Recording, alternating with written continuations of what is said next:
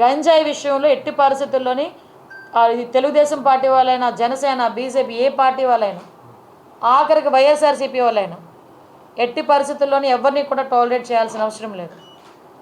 Tolerate చెయ్యం, ఎట్టి పరిస్థితులను టాలరేట్ చెయ్యం. టాస్క్ ఫోర్స్ ఈ రోజు నుంచే రంగంలో దిగుద్ది. చెక్ పోస్టులు పెంచుతున్నాం. చెక్ పోస్టుల దగ్గర సీసీ కెమెరాస్ కూడా మేము అరేంజ్ చేసుకోవడానికి సిద్ధపడుతున్నాం. చెక్ పోస్టుల దగ్గర సీసీ కెమెరాస్తో పాటు దాన్ని మానిటర్ చేయడానికి ఆల్రెడీ కంట్రోల్ రూమ్స్ దగ్గర ఉన్నాయి. కాకపోతే నాకు ఎంత బాధ అనిపిస్తుందంటే ఇవన్నీ మేము చేయగలమని వాళ్ళు చాలా కాన్ఫిడెంట్గా చెప్పారు పోలీసులు. కానీ ఈరోజు సిటీలోనే చూస్తే 1700 సీసీ క్యామ్స్ ఉంటే 700 పనిచేస్తున్నాయంట. ఏంటి అంటే మెయింటెనెన్స్కి డబ్బులు లేవు. ఈ 5 సంవత్సరాలు పోలీస్ స్టేషన్ మెయింటెనెన్స్కి డబ్బులు లేవు. వాళ్ళు ఇచ్చే 8,000 రూపాయలు కూడా ఈ 5 సంవత్సరాలు ఇవ్వలేదు. ఏమైపోయిందండి ఈ డబ్బంతా? ప్రతి నెల 8,000 రూపాయలు వాళ్ళకి వచ్చే మెయింటెనెన్స్ అంటే స్టేషనరీకనో దేనికనో ఖర్చులకనో దేనికనో వెళ్తే దానికి కూడా 8,000 రూపాయలు కూడా ఈరోజు వరకు లేవు. ఏఆర్ ఎవరైనా వాళ్ళని విఆర్లో పెడితే పని చేయించుకుంటారు కానీ జీతాలు ఎవరు పోలీసులకి. ఈ 5 సంవత్సరాల దుస్థితి అది పోలీసుల దుస్థితి.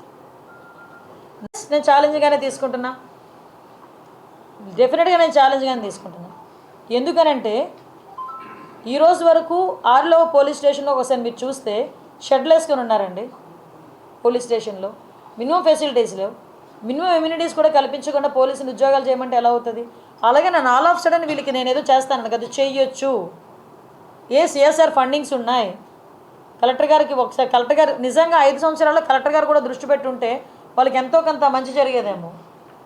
ఈ రోజు వరకు ఒక అకాడమీకి కానీ వీటికి వచ్చిన డబ్బులు ఏమైపోయినాయి?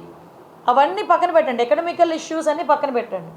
టెక్నికల్గా మనం చూసుకున్నా, వాళ్ళ వర్క్ సైడ్ మనం చూసుకున్నా డెఫినెట్గా ఉన్న పోలీస్ డిపార్ట్మెంట్ వాళ్ళకి ఇంకొకటి విషయం చెప్తున్నా. ఈరోజు ఎవరైతే రిజర్వ్ పోలీసులు కొంతమంది ఉన్నారు, ఏపీఎస్బీ వాళ్ళందరూ కూడా ఏదో ఆ టైంకి వస్తారు, ఆ టైంకి వర్క్ చేస్తుంటారు, మళ్ళీ బ్యాక్కి వెళ్తుంటారు. అలాంటి వాళ్ళని కూడా మేము ఇంటిగ్రేట్ చేసి వాళ్ళతో కూడా కోఆర్డినేట్ చేసుకొని ఫర్దర్గా ఎటువంటి చెక్ పోస్టుల దగ్గర కానీ ఎక్కడైనా డ్యూటీస్ వేసేటప్పుడు వాళ్ళని కూడా యూజ్ చేసుకునేటట్టుగా ఎటువంటి టెక్నికల్ ఇష్యూస్ వాళ్ళకి లేకుండా ఒకసారి మొత్తం అఫీషియల్స్ అందరితోనే మాట్లాడి దాన్ని కూడా ఇంటిగ్రేట్ చేస్తాం.